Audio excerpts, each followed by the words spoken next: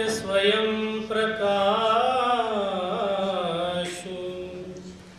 तू ते भोला भैया देवा कैसा पैसू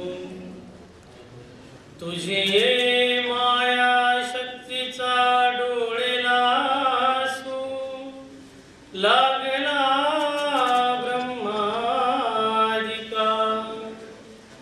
प्रमाणाचा बंबाळ दिवा न देखे वेदांचा मांदी मेळावा आगमा नाही रिगावा तुझा स्वरूपी तुझा करावया प्रकाश योग शास्त्रा नाही सौरसू संख्या लागे मोहपाशू तू ते निरूपिता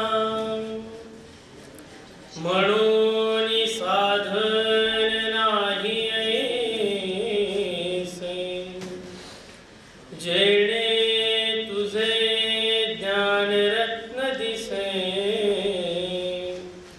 तू जाणवीसे कृपावशे तैची जाणीजे तू जाणवीसे कृपावशे तैची जाणीजे।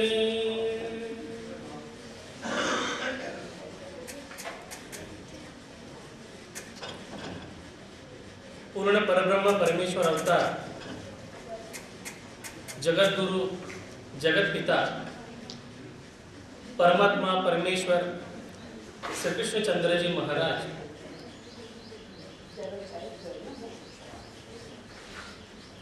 इस मंदिर का अधिष्ठान श्री सावली मूरत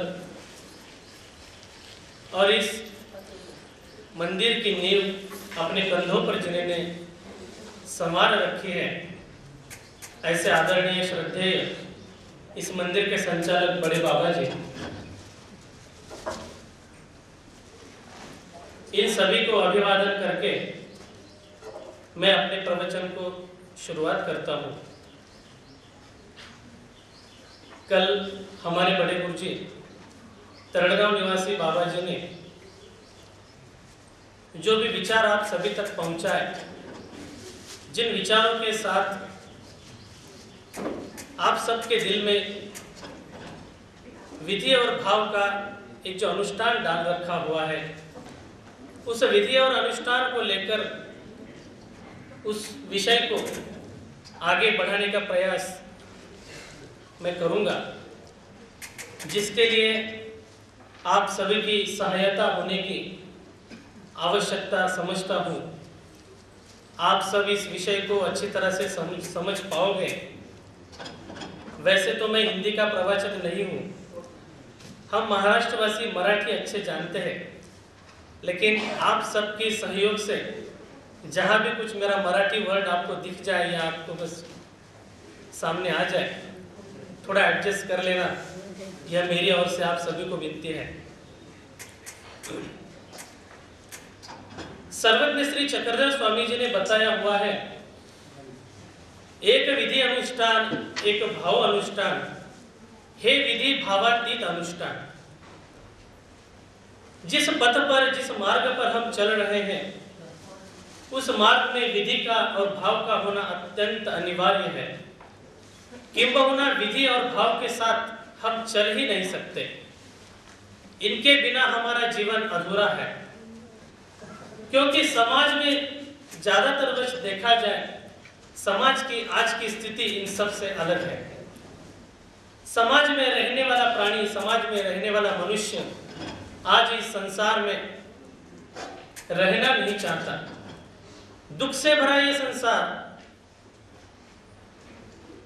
कचरे से भरा ये संसार, इस संसार में हम निर्मल होना चाहते हैं, इस संसार से परे होना चाहते हैं, नर्क से परे होना चाहते हैं। और इसी नर्क से परे होने का एकमेव उपाय स्वामी जी ने हमें विधि मार्ग के साथ बताया हुआ है। अध्यात्म के बारे में हम सब जानते तो है ही।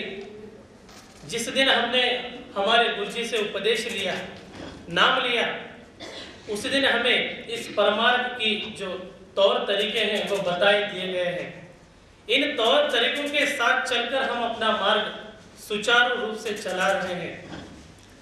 लेकिन फिर भी आज के समाज में देखा जाए तो हमें कुछ अड़चनियां, कुछ संकट हमारे ऊपर आते जाते हैं।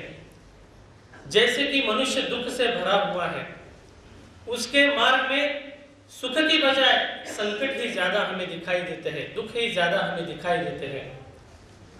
हम सोचते हैं, थोड़ा सा पीछे जाते हैं, अपने भूतकाल में जाते हैं और भूतकाल में जाकर हम सोचने की कोशिश करते हैं, ये सब दुखों का भरा समुद्र, दुखों का भरा ये अनिष्ट मेरे ऊपर ही क्यों आ रहा है। मैंने तो ईश्वर की भक्ति की है, ईश्वर की साधना में अपना पूरा जीवन लगाने का प्रयास किया है, पूरा जीवन ईश्वर को समर्पित करने का वचनबद्ध हूं मैं। और इन सबके कारणवश भी मैं इतना दुख से भरा क्यों हूं? क्योंकि मुझ में कुछ कमियां हैं। सुख की भांति मनुष्य जितनी अपेक्षा करता है, उससे कम अपेक्षा वो दुख से करता है। सुख कोई नहीं चाहता, सुख को कौन नहीं चाहता? मनुष्य तो चाहता है ना कि मुझे सुख प्राप्ति हो, सुख से मेरा जीवन भरा हो, सुख से मेरा जीवन हरा भरा हो। और इसी सुख को लेकर मनुष्य विचार करता है कि भाई मुझे दुख की बजाय अगर सुख की प्राप्ति हो जाए तो कितना अच्छा है। भगवान ने मुझे अगर चाहता तो भगवान वहीं से उठाकर हमें सुख की प्राप्ति करा देता था। जिस स्वरूप से हम यहाँ सृष्टि में आए, माया के तम स्वरूप में हम आज तक पड़े हुए थे, उस माया के तम स्वरूप से उठाकर भगवान ने हमें अपने स्वरूप में डाल देता तो कितना अच्छा होता था। इस मनुष्य योनि में डालकर हमें खामखा दुख में उसने डाल दिया। नहीं, ये हमारी जो सोच है ना, ये निष्कारण सोच है। क्योंकि भगवान जानता है, भगवान सोचता है कि अगर मैंने इस जीव को बगैर मुफ्त में अगर मोक्ष दिया ना तो ये समझ नहीं पाएगा। मुफ्त में मिली हुई चीज को आदमी समझता नहीं है। जैसे मुफ्त में खैरात बांटी जाती है ना, परमेश्वर को भी एक बार ऐसे ही मुफ्त में मोक्ष बांटने की इच्छा प्राप्त हुई थी। लेकिन मुफ्त में मोक्ष बांटने के बावजूद भी, जैसे श्री नागदेवाचार्य जी के माध्यम से स्वामी जी ने पैठन में कैवल्य दान का डांगोरा पिटवाया था, और डांगोरा पिटवाने के बावजूद भी भगवान के समीप कोई नहीं आया, कोई नहीं आया। क्योंकि मनुष्य चाहता है मोक्ष तो मैं तब पाऊं जब इस शरीर से परे हो जाऊं। लेकिन जब तक मैं इस शरीर में विद्यमान हूं, जब तक मैं इस मनुष्य देह में स्थित हूं, तब तक मैं मोक्ष की कामना तो करूंगा, लेकिन सुख के साथ मुझे मोक्ष मिलना चाहिए। दुख से भरा मेरा जीवन नहीं होना चाहिए। और इसीलिए दुख से मुक्त करने का उपाय स्वामी जी बताते हैं कि मनुष्य दुख से उसका जो जीवन भरा हुआ है, इस दुख से भरा हुआ जीवन मनुष्य का निर्मल हो जाना चाहिए। मन कर्मे निवर्तल्याविण जीव कृपेसी पात्र न थे, स्वामी जी का सूत्र है।